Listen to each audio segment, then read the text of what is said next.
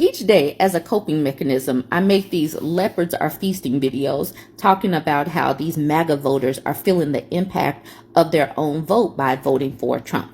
So I came across this article from Salon. It's titled Sadopolitics, Why MAGA Clings Tighter to Trump the More His Policies Hurt Them. Psychology helps to explain why Trump's followers will not abandon him.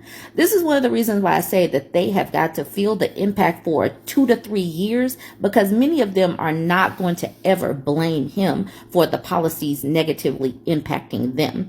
Anyways, let's get into this article because I do believe that it's quite interesting. And the author of this article seems to be pretty balanced. All right, it says Donald Trump's budget cuts and the larger war on federal employees and government are not laser focused on Democrats, liberals, progressives, or the other people and communities that he has deemed to be the vermin and the poison in the blood of the nation who should be purged. Trump's approach is broad, the political equivalent of carpet bombing, and the casualties include Trump's own MAGA people and red state parts of the country. Unable to resist the compelling human interest aspect of Donald Trump's gutting of the federal workplace and government, the mainstream news media profiles Trump voters who have lost their jobs because of the president's chainsaw-like approach to gutting the federal government. There are also many news stories about how Trump's budget cuts and other policies targeting such programs as Social Security, Medicare, Medicaid, education, support for veterans and their families, and assistance for the poor and other vulnerable individuals will hurt Trump's voters. African American MAGA supporters who feel betrayed by Trump's whitewashing of American history and other regressive policies have been prominently featured by the news media.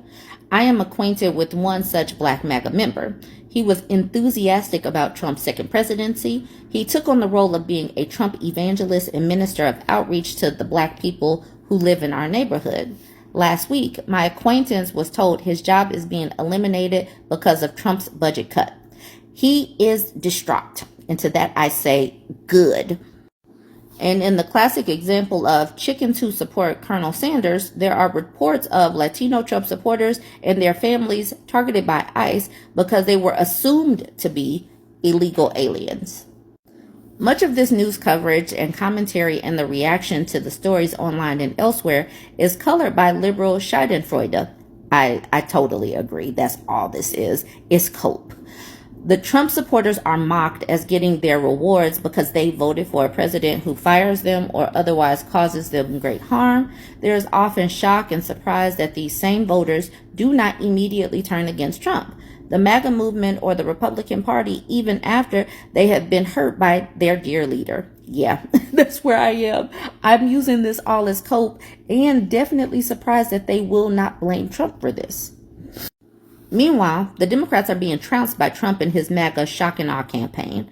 In their desperation, the Democratic Party's leaders are holding on to the hope that Trump and the Republican Party will overreach and that the administration's popularity and power will plummet and implode once their policies begin to hurt wide swaths of the American public.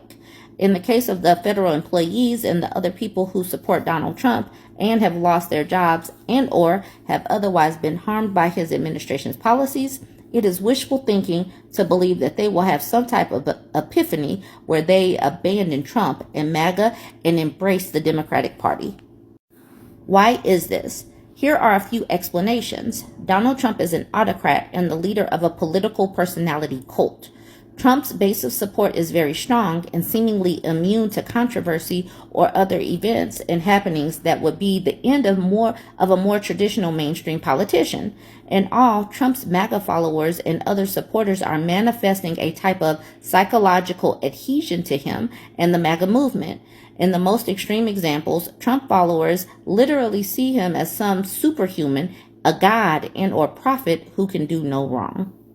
Donald Trump and other right-wing leaders and influentials command a vast propaganda and experience machine that consists of traditional news media such as TV, radio and print, websites, social media, podcasts, publishers, movies, sports, film, television, comedy, right-wing Christian churches, schools, education, interest groups, think tanks, and other civil society organizations.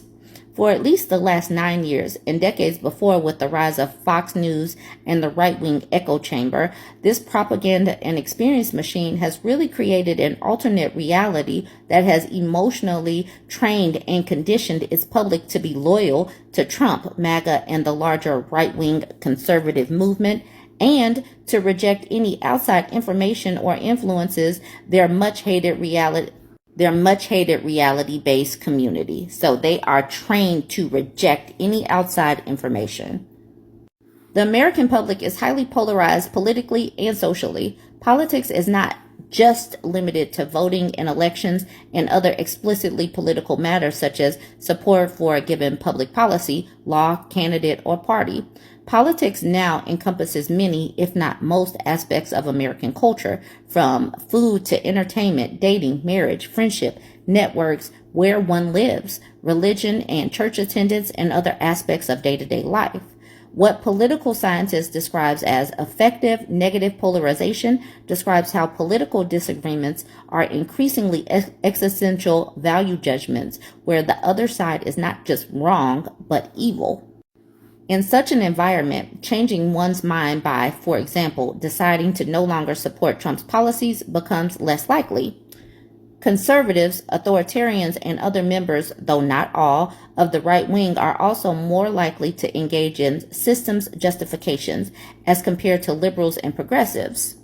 In practice, system justification encourages a lack of critical thinking about society and power and instead emphasizes an acceptance of unjust outcomes and inequality through deference to the status quo and support for authority figures. This whole part about a lack of critical thinking is so ingrained in the Republican Party, and it goes hand in hand with the anti-intellectualism that is rampant and how they just want to get rid of education and critical thought. It is amazing to watch them become the drones that they are. Donald Trump is an expert at sadopolitics. In a 2018 conversation with historian Tim Snyder here at Salon, he elaborated on the meaning of sadopolitics, what he terms as sadopopulism, and its implication in the age of Trump and the larger democracy crisis. Sadopopulism is the notion that you're doing half of populism. You promise people things, but then when you get power, you have no intention of even trying to implement any policy on behalf of the people. Instead, you deliberately make the suffering worse for your critical constituency. The people who got Trump into office, for example, are traditional Republican voters, plus people in counties who are doing badly in terms of healthcare and other measures and who need help. Under Trump, of course, these things will just get worse in terms of both the opioid addictions and in terms of wealth inequality. But that's okay, because the logic of sadopopulism is that pain is a resource. Sadopopulist leaders like Trump use that pain to create a story about who's actually at fault. The way politics works in that model is that government doesn't solve your problems, it blames your problems on other people, and it creates a cycle that goes over and over and over again. I started talking about sadopopulism because I got tired of people talking about populism. This time around, though, Trump and the Republicans, they don't really have the Democrats to blame, technically, considering they have all of the branches of the government. So I don't know how they're going to blame other people. In such a toxic relationship between the leader, the followers, and the larger public, the abuse and misery actually bond them all closer together. The most loyal followers see their leader as simultaneously a source of protection and safety, even as he or she hurts them. To that point, the more Trump's policies hurt his followers, the more likely they are to cling to him. Trump's followers are also going to misdirect their rage, anger, blame, and other negative emotions and behaviors at some enemy. In the age of Trump, that enemy is Black and brown people and other non-whites, woke, and DEI, illegal immigrants, the migrant invaders, the LGBTQ community, and specifically transgender people, social parasites and takers, government employees, those not deemed sufficiently patriotic, and therefore disloyal to MAGA and Trump, which here is synonymous with real America, Muslims and other non-Christians, the Democrats, liberals, the news media, fake news, and Lugan press, and other targeted groups and individuals. This is kind of a long article. I'm going to make a part 2 so I can continue. So this is part 2 of this Salon article, Sadopolitics, Why MAGA Clings Tighter to Trump the More His Policies Hurt Them. So let's finish this up. Donald Trump's MAGA people and other supporters will resolve their apparent cognitive dissonance. Donald Trump's economic and other policies and actions and those of the Republican Party more broadly cause demonstrable harm to his supporters who are not rich, white, and Christian men. This is especially true for the white working class Trumpists, yet these people continue to support Trump and the Republican Party's policies and leaders. The cognitive dissonance created by a choice that seemed good at the time and the resulting harm is resolved by reasoning backward and discounting, eliminating, or otherwise rationalizing the negative outcomes as unavoidable, minimizing them, or through some other reasoning that resolves the contradiction. There is also the sunk cost dimension to supporting Donald Trump, where a person has invested so much energy and resources that they are averse to changing their behavior and or admitting they were wrong. Democrats, liberals, progressives, and small c traditional conservatives and other members of the mainstream political and media class in America generally believe in some version of normal politics and therefore possess a model of political decision-making and rationality that is in many ways imprecise, if not wholly wrong and inaccurate. They imagine the American voter as some type of human calculator who makes political decisions to maximize their material, economic, or otherwise rational goal and output. Decades of research has repeatedly shown that the average American voter is not ideological and has a recency bias, is imagistic, and in total lacks a sophisticated understanding of politics. And even more damning, the average American reads at below a 6th grade level and cannot accurately explain the argument and evidence presented in an editorial or op-ed. The average American voter gropes and searches their way through political questions, seeks direction from sources they trust, and is guided by emotion and intuition. In this context, Donald Trump's MAGA people and other followers will, based on their ongoing pattern of behavior, continue to support him. Donald Trump is also a high dominance leader who is masterful in his ability to manipulate the media and dominate the information space. This amplifies his appeal to his followers. Moreover, Trump's followers will likely view their suffering and other hardships they are experiencing as a result of his policies as an acceptable form of sacrifice and an act of loyalty for the greater MAGA cause of making America great again. In essence, Trump's followers imagine themselves as patriots who are playing a key role in an existential battle between good, Donald Trump, MAGA, real American, and patriots, and evil, the Democrats, liberals, progressives, political correctness, and woke, and DEI. Trump followers are willing to suffer greatly to achieve what they see as victory. Contrary to what many people who exist outside of Trump world and the MAGAverse would like to believe, Trump voters are not irrational. They are prioritizing different values and goals in their decision making as compared to other Americans. The Democrats and the so-called resistance cannot rely on the hope that Trump's policies will hurt his followers and that they will then rationally turn on him. The Democrats should also be very wary of James Carville's advice to roll over and play dead, allow the Republicans to crumble beneath their own weight, and make the American people miss us. Only until the Trump administration has spiraled into the low 40s or the high 30s in public approval polling percentages should we make like a pack of hyenas and go for the jugular. Until then, I'm calling for a strategic political retreat. These are passive responses that cede the initiative and the future of American democracy and freedom to Donald Trump, the MAGAfied Republicans, and the larger anti-democracy movement.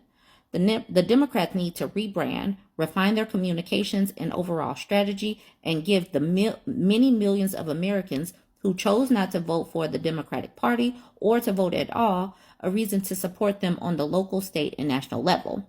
Chasing down Trump's much obsessed about white working class MAGA voters is the fight the Democrats, as presently oriented, will not likely win on a national level. The 2024 election may have been a realigning election where the political future of the country has been directed towards authoritarian populism, and based on the first 2 months of Trump's administration and how rapidly the country's democracy is collapsing, something much worse. The Democratic Party leaders, the resistance, and other pro-democracy Americans need to accept the unpleasant truth that Donald Trump's MAGA movement is not going away anytime soon. This is the new normal that must be navigated. Wish casting or otherwise holding on to obsolete ideas, fantasies, and fictions will not accomplish the extremely difficult work of trying to win elections, assuming there are even free and fair midterm and presidential elections in 2026 and 2028, respectively, in a country where democratic backsliding is quickly becoming democratic collapse. Wow, wow, wow. And this article definitely has some really good points that people, yes, I mean, I've said it too, that the Democrats need to kind of just let them make these mistakes.